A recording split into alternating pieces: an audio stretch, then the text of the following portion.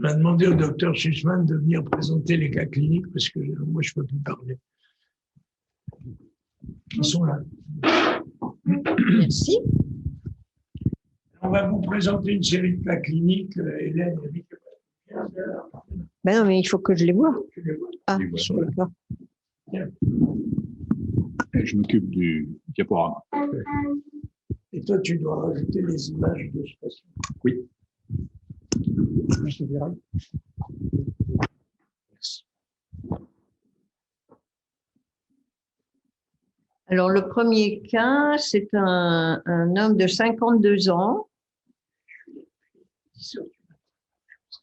qui était venu nous consulter donc pour une dysfonction érectile et évoluant depuis 2 ans, qui avait été d'installation brutale. C'est un tabagique à 30 paquets années qui avait arrêté depuis 18 mois.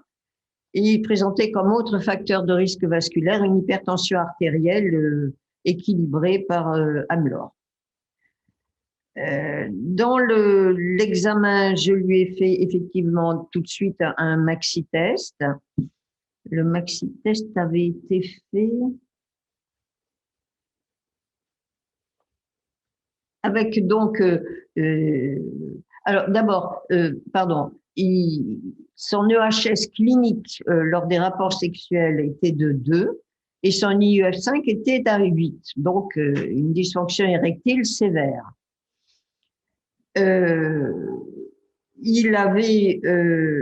Il répondait relativement bien à un traitement par Spedra, c'est-à-dire l'équivalent du Viagra 100. Mais il voulait savoir exactement pourquoi il avait un problème érectile et, si possible, le traiter correctement. Je ne comprends pas ce que c'est que TT 458.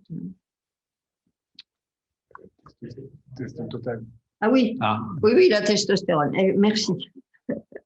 La testostérone totale était à 4,58 et la biodisponible à 1,4 nanogrammes par millilitre, donc des taux tout à fait satisfaisants.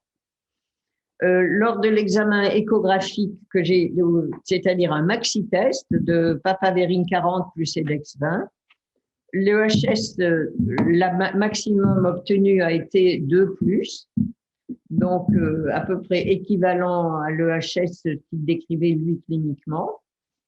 Et on voit sur les courbes que les courbes d'artères étaient extrêmement basses puisque sur la caverneuse gauche à 3 minutes, on avait une vitesse systolique de 15 cm. Je ne vois pas très bien. Moins de 20. Ah oui, 23. C'est ça. Sur les chiffres que tu as notés, il doit y avoir 18 de diastolie. Alors, c'était 29 cm/s à 3 minutes dans la caverneuse gauche. Oui, c'est ça. Avec à 10 minutes une caverneuse gauche, merci beaucoup, avec à 10 minutes une caverneuse gauche qui était encore moindre qu'à 3 minutes, c'est-à-dire à 18 cm/s. Et donc, on voit donc là, nous avons des courbes artérielles à la fois insuffisantes en amplitude, mais aussi extrêmement amorties dans l'aspect de la courbe, très aplatie et avec une montée systolique qui n'est pas rapide.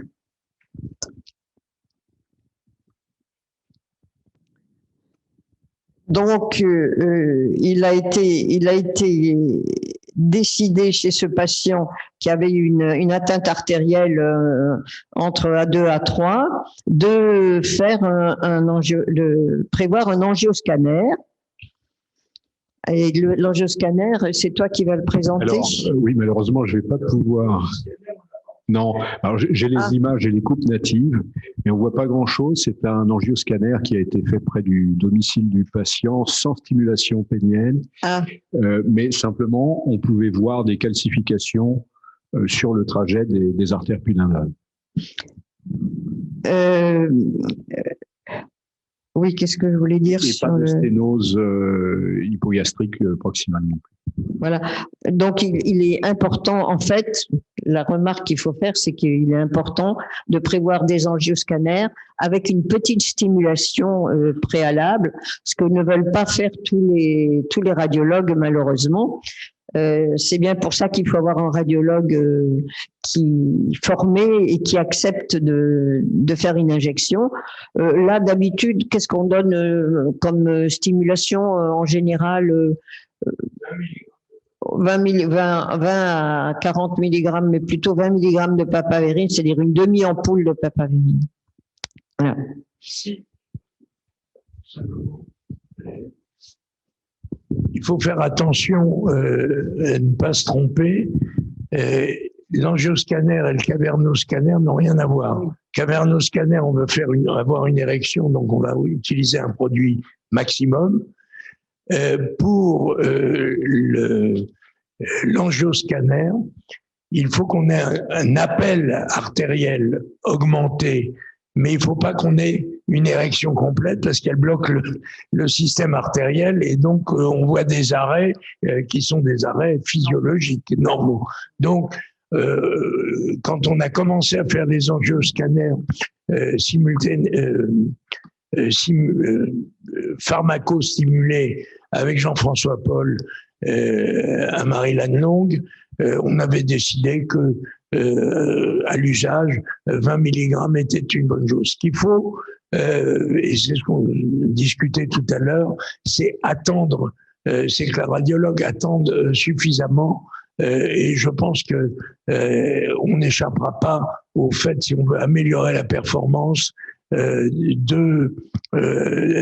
d'utiliser 2 injections, une pour avoir une très bonne image de la partie haute et une deuxième injection plus tardive ou un passage, je veux dire, plus tardif. Donc ça, c'est à voir avec les radiologues, un passage plus tardif pour voir la partie pénienne, pour voir la revascularisation.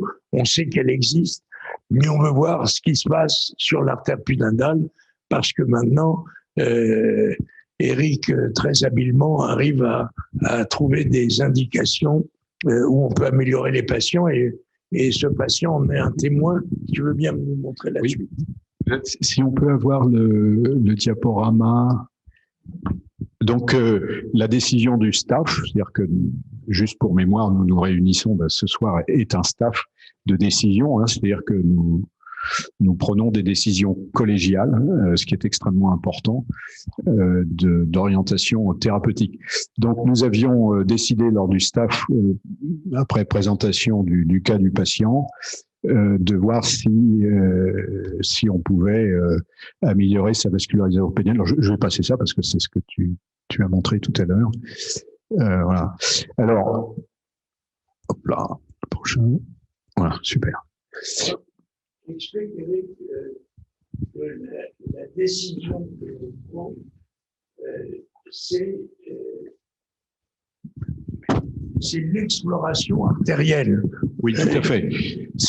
Tu as raison de le préciser. On l'a vu, l'angioscanner n'est pas très sensible pour la détection de ces lésions et donc ne suffit pas. Pour nous, en fait, c'est intéressant parce que ça confirme des lésions hypogastriques proximales. Et donc, si on a des lésions hypogastriques d'un côté, par exemple, on va traiter ce côté de préférence, puisque on sait qu'on aura une probabilité de succès technique élevée, même pratiquement de 100%, sur ces lésions proximales. Et après, au cours de la même procédure, on traitera, si nécessaire et possible, l'artère pudendale.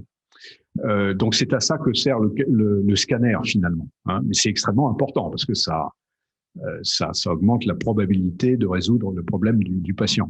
Alors ce que je fais, mais c'est pas, il y a plusieurs personnes qui font ça dans le monde. Hein. Nous ne sommes pas les seuls là, sur cette pathologie-là, fort heureusement.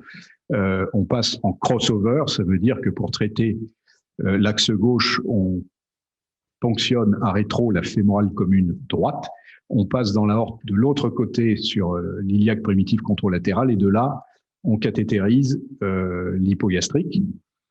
Et on fait une première artériographie pour déterminer, pour voir, excusez-moi,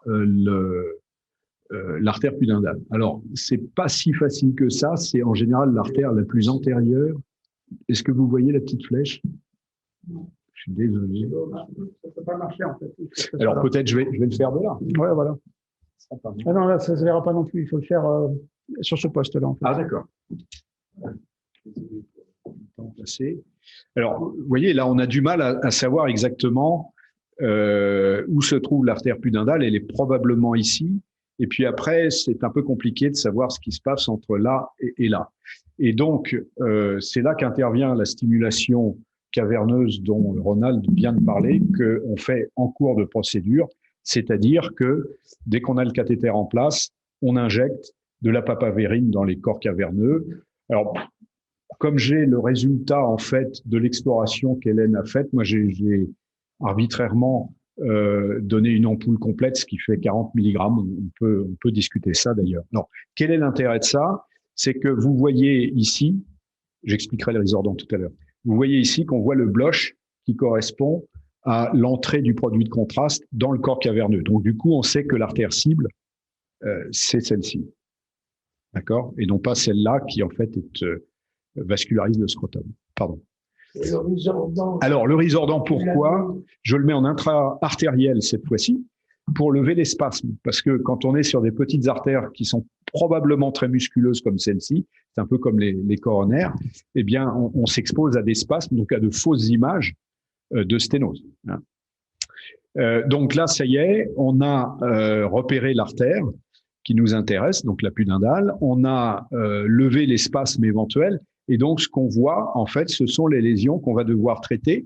Alors, en fait, ce qu'on voit, c'est qu'il n'y a pas d'interruption de la vascularisation, ce qui est quand même un cas plutôt favorable, parce que les occlusions sur des toutes petites artères comme ça sont très difficiles à traiter. Moi, je n'en ai encore jamais traité. Et puis, on voit que, en fait, il n'y a pas non plus de sténose extrêmement serrée et courte, comme on voit parfois. Donc, chez ce patient, en fait, j'ai trouvé cet aspect de sténose moyenne et très allongée. Donc, j'étais très, très embêté parce que on aime bien trouver des sténoses courtes. Du coup, j'ai pas mis de stent chez ce patient parce que je me suis dit, si je stent cette artère, j'ai à stenter 8 à 10 cm et ça me semblait pas quelque chose de valable pour le long terme. Donc, j'ai fait simplement une angioplastie au ballon simple. Alors maintenant, on a des ballons qui sont imprégnés d'antimitotiques pour prévenir la resténose, c'est du paclitaxel, enfin, il y a différents. Ça, c'est issu des technologies pour les coronaires. Donc, vous voyez ici le ballon, vous voyez l'extrémité proximale et l'extrémité distale. Alors, je trouve assez difficile de connaître le diamètre cible, c'est-à-dire celui qu'on veut atteindre après angioplastie. Donc, j'ai commencé prudemment par 1,5 mm de diamètre. Et puis, je suis passé à 2 mm de diamètre.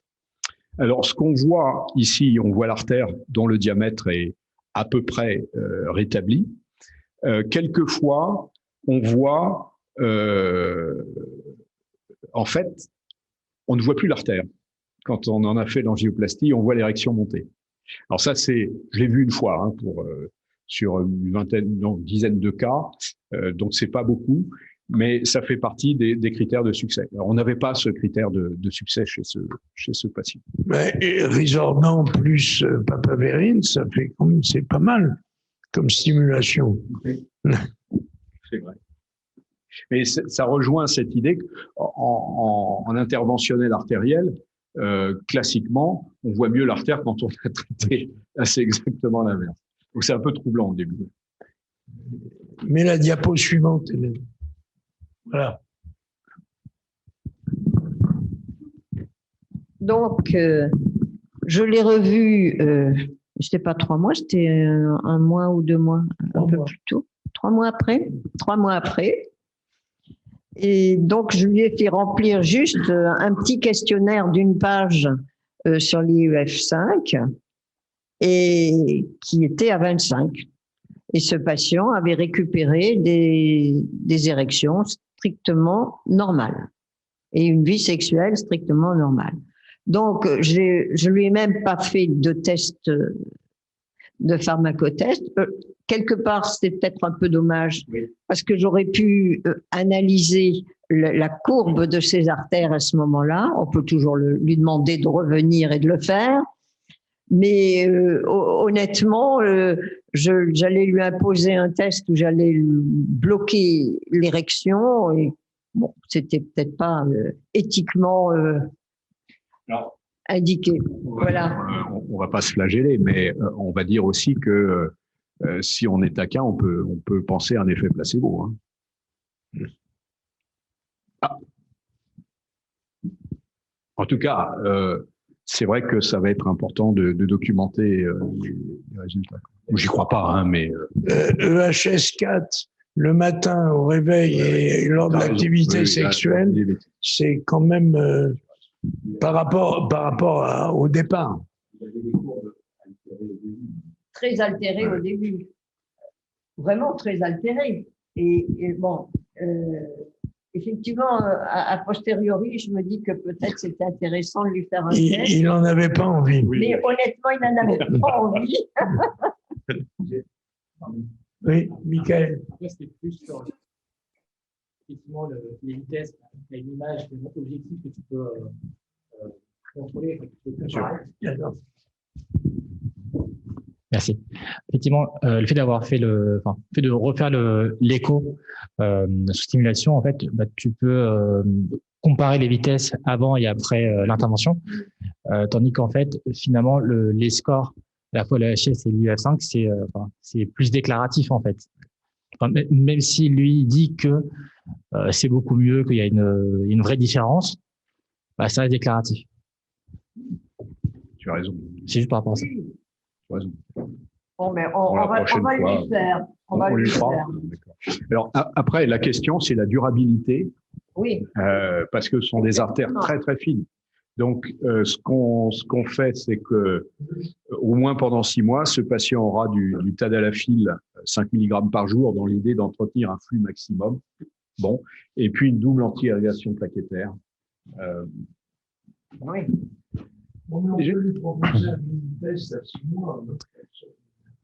Pourquoi pas? Oui, mais le mini-test ne va pas forcément… si je veux… Oui. Tu auras la courbe naturelle. Non, mais je veux dire, sans stimulation, qu'est-ce qu'elle vaut? Rien. Ah non, rien. Une question sur le choix du maxi-test initial. Quand tu as une chute brutale comme ça de l'érection, il y a forcément un traumatisme ou quelque chose d'aigu. Pourquoi vouloir faire un maxi-test alors qu'on c'est plus pour rechercher une fuite? Alors, j'ai fait un maxi-test parce que l'EHS était à 2. À partir du moment où l'EHS est à 2, on n'a aucun intérêt à faire un mini-test. Parce que le test sert à 2 choses, à évaluer effectivement la qualité des artères, mais aussi à évaluer l'éventuelle possibilité de mettre ce patient sous auto-injection, donc de savoir si une injection va pouvoir lui donner une érection. Le test me sert aux 2 choses. Okay. Donc là, parce que comme le HS était à 2, je savais déjà qu'un mini-test ne me donnerait que une qualité d'artère, mais pas de savoir si on peut le traiter par auto-injection ou non. Et voilà, donc c'est pour ça que je fais toujours un maxi-test lorsque le HS est à 2. Du coup, il te reste des indications de mini-test ou pas? Très peu. Très peu. Si, le patient de 50 ans qui a une petite dysfonction érectile et chez qui on veut montrer, à qui on veut montrer que s'il fume ou s'il a une hypertension, on peut lui expliquer pourquoi il a une dysfonction érectile, qu'il a déjà une petite atteinte artérielle, pour l'inciter d'abord à traiter tous les facteurs de risque. Et voilà, ça sert à ça le mini-test. Mais disons, à partir du moment où l'EHS est vraiment inférieur ou égal à 2, le mini-test n'a plus tellement d'intérêt. Alors, il y a le PNOR qui peut être aussi discriminant. Quand ils ont un PNOR normal et très peu de facteurs de risque, je fais un mini-test, et Hélène aussi d'ailleurs, je suis sûr. Si le PNOR est normal, déjà, c'est une bonne indication que... Mais il est quand même intéressant d'avoir une notion dynamique, et donc le mini-test peut servir à ça. À l'autre extrémité, sont les patients qui sont manifestement à risque artériel et chez qui on veut valider une atteinte artérielle. Mais comme on n'a pas le remplissage suffisant, mais quelquefois on va être amené à faire un deuxième test avec un maxi-test. Donc c'est vrai que ça se raréfie chez nous. Il ne faut jamais oublier qu'on a l'arme de l'effortil, de l'éthyléphrine, pardon, pour enlever une érection. Donc, on n'a pas peur de déclencher une érection, entre guillemets, inutile. Voilà, mais bon, la suite chez ce patient, lorsque on va l'en faire revenir pour faire le maxi-test. La suite. Alors, le suivant. Tu l'as. Non, mais non. Là, vous voulez quel document? Celui-là, le suivant. Ah, pardon. Celui-là, on peut Vous pouvez avec le pointeur, hein, ça marche. Pour avancer les slides. celui-là. Voilà, donc c'est un jeune homme de 28 ans qui est venu nous consulter donc pour une dysfonction érectile primaire, c'est-à-dire que c'est un jeune homme qui n'a jamais eu d'érection rigide totale, avec une EHS clinique à 2+, et un IUF5 à 9, donc vraiment une dysfonction érectile sévère, et qui en fait était extrêmement angoissé parce qu'il allait se marier. Pas de facteur de risque vasculaire, un indice PNORT à 1,55, donc strictement normal. Donc là, bien évidemment, l'indication est du maxi-test d'emblée. Ce que l'on recherche évidemment chez un jeune homme de cet âge-là sans facteur de risque vasculaire, c'est le facteur veineux. Donc, on lui a fait le maxi-test avec papaverine 40 et Dex 20. L'érection obtenue a été de 3+, c'est-à-dire presque une érection rigide totale. En général, j'attends le temps de faire tout l'examen, ça dure entre 40 et 45 minutes. Et donc, à 45 minutes, j'ai utilisé une ampoule d'éthyléphrine pour obtenir la détumescence.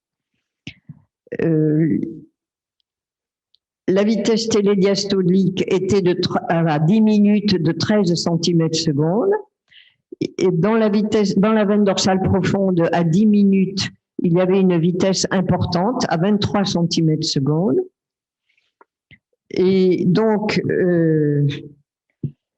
c'était la seule fuite veineuse qui a été trouvée, uniquement la veine dorsale profonde, avec donc un score veineux à 5 et une fuite de type B, c'est-à-dire uniquement par la veine dorsale profonde. On peut vous montrer le cavernoscanner. Donc là, bien évidemment, l'indication est de faire immédiatement de prévoir le cavernoscanner que l'on peut avoir. Sur Visua.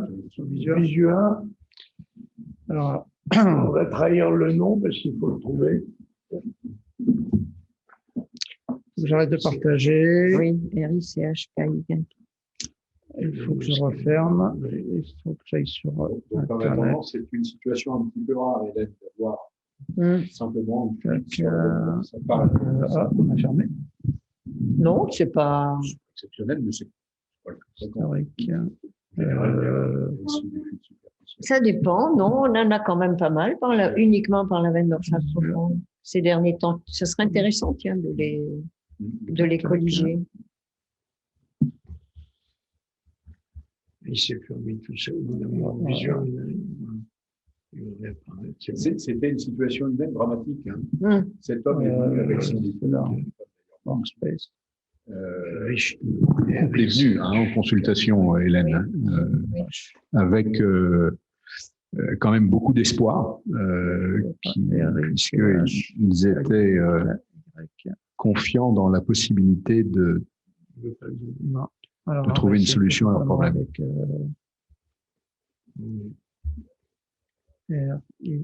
Donc en fait, ce que fait le cavernoscanner après l'échographie Doppler, on est d'accord que c'est vraiment l'échographie Doppler qui fait le diagnostic de fuite veineuse. Il faut être très très clair là-dessus. Oui, l'écho Doppler donne la dynamique, donne l'hémodynamique. Donc effectivement, c'est l'examen qui permet de répondre oui ou non, il y a une fuite ou il n'y a pas de fuite. On va mettre le complet direct. Voilà. Ensuite, le cavernoscanner, c'est une étude topographique.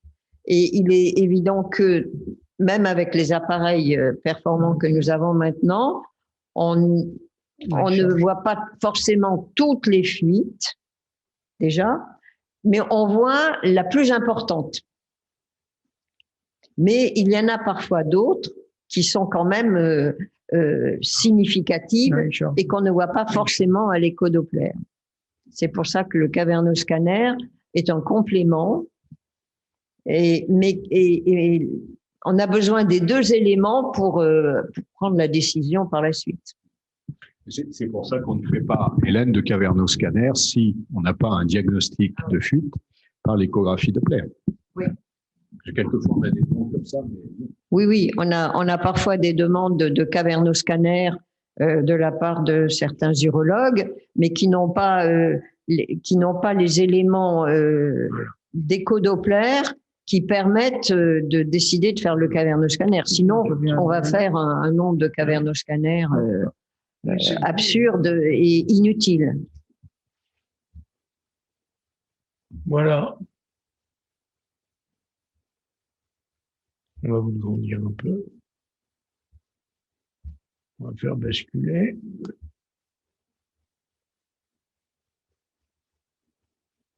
Pas comme t'as pas une souris.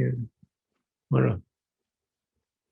Voilà donc ça c'est l'image du complet. C'est-à-dire que l'on on a injecté suffisamment de produit pour obtenir une érection et on voit très bien que les plexus de Santorini sont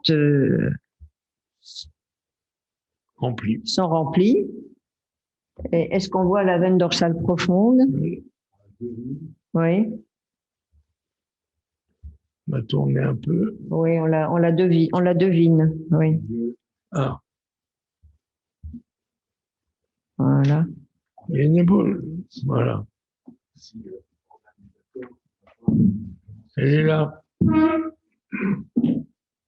Et on voit la partie terminale ici. Oui. Et toi, tu l'as vu en péropératoire. Oui. Alors, vous voyez quand même, il a une petite fuite superficielle gauche qui se draine dans la crosse de sa femme.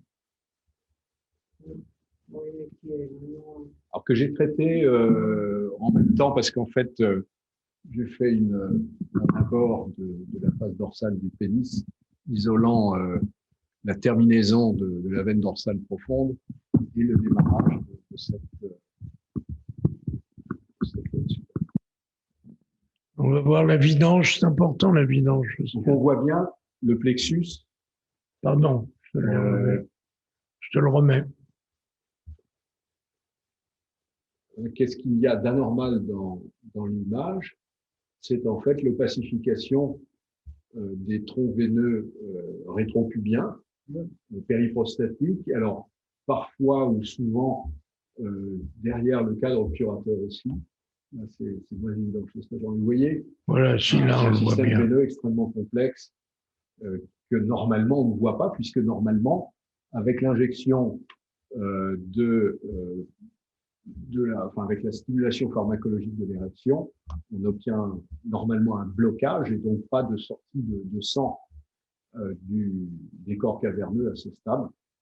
Donc, ce qu'on voit en dehors des corps caverneux est forcément anormal. C'est comme ça qu'on définit une fuite au sens topographique du terme. Donc, explique-nous ce que tu as fait alors. Alors, j'ai fait chez ce patient un abord de la veine dorsale profonde. Alors, à l'époque, c'était des abords suspubiens, prépubiens, pardon, qui permettent d'exprimer de manière plus ou moins importante les corps caverneux et bien sûr le corps spongieux dans leur ensemble. On identifie la veine dorsale profonde qui est médiane.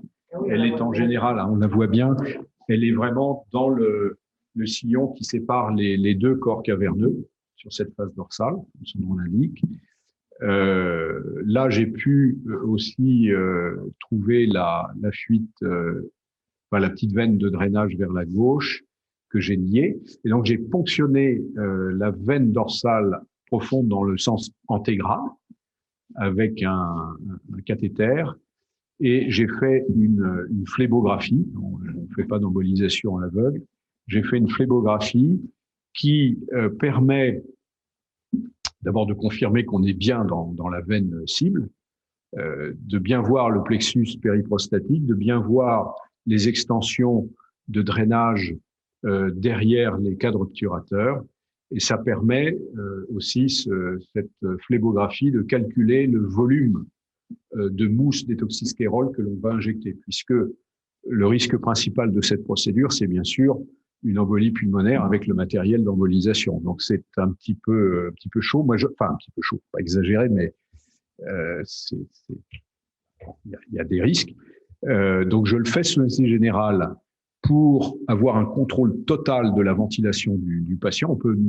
Donc, on met le patient en Trendelenburg, c'est-à-dire la tête en bas, et on bloque sa respiration en inspiration, poumon gonflé. Donc, on augmente la pression veineuse, ce qui limite le risque de migration.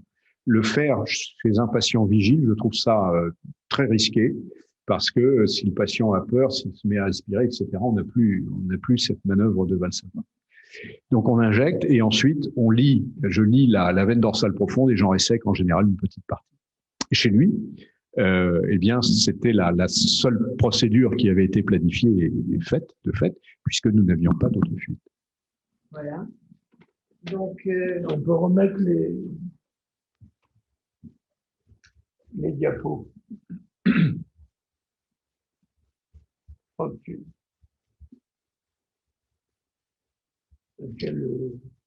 Donc, la suivante. Non. Là. Voilà. Ah, voilà. Donc, j'ai donc revu ce patient 3 mois après ça, c'était après? Oui. 3 mois après l'intervention.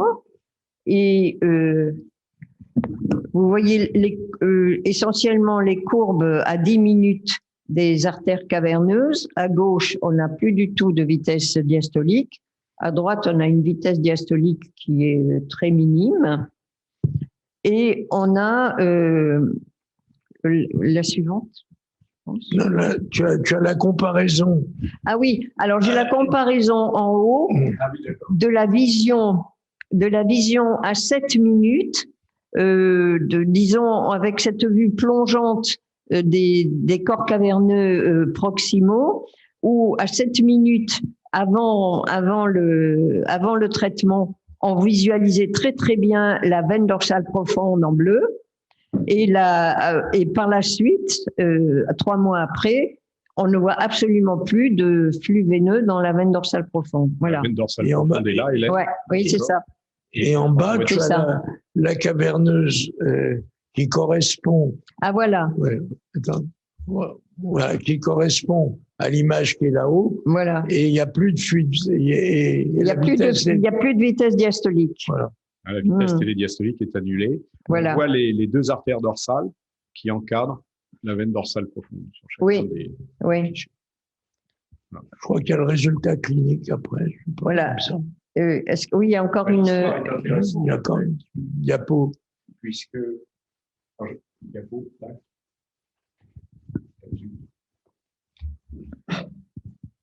Ah non, ça c'est. Alors l'histoire clinique, Oui. tu veux la raconter? Euh, Alors l'histoire clinique, c'est que en fait, il y avait un bon résultat hémodynamique de cette chirurgie, mais ce couple ne parvenait pas à avoir de relations sexuelles avec un stress absolument terrible.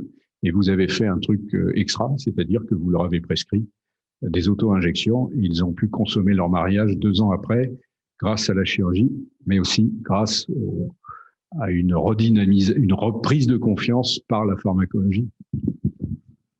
Voilà, ces auto-injections étant bien sûr chez ces jeunes patients tout à fait provisoires, leur permettant de trouver une vie sexuelle équilibrée, et par la suite, ils n'en ont plus besoin.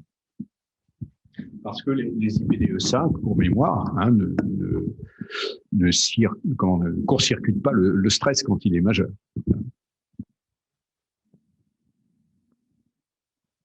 On a le temps pour on ne va pas. Oui. S'arrêter dans 5 minutes. On a le temps pour un dernier cas clinique, peut-être. D'abord, est-ce qu'il y a des questions? On ne voit plus nos Micro, c'est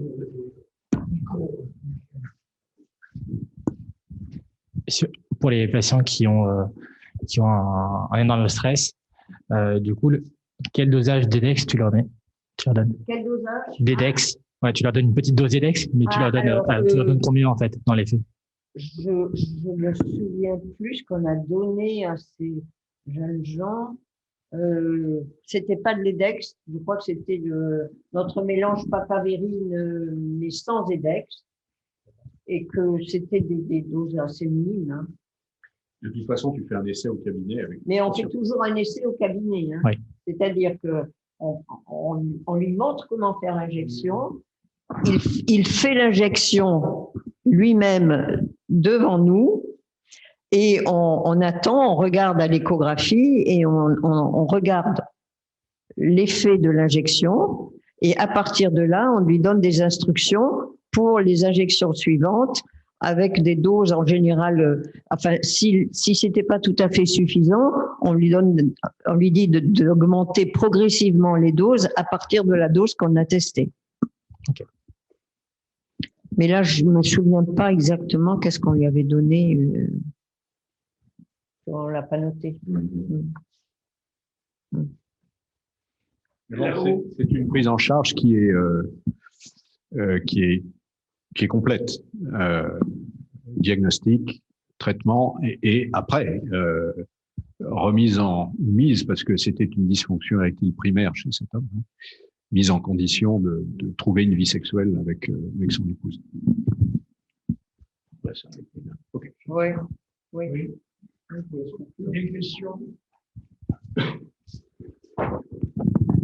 Ça serait bien que la prochaine fois, vous nous apportiez des cas cliniques.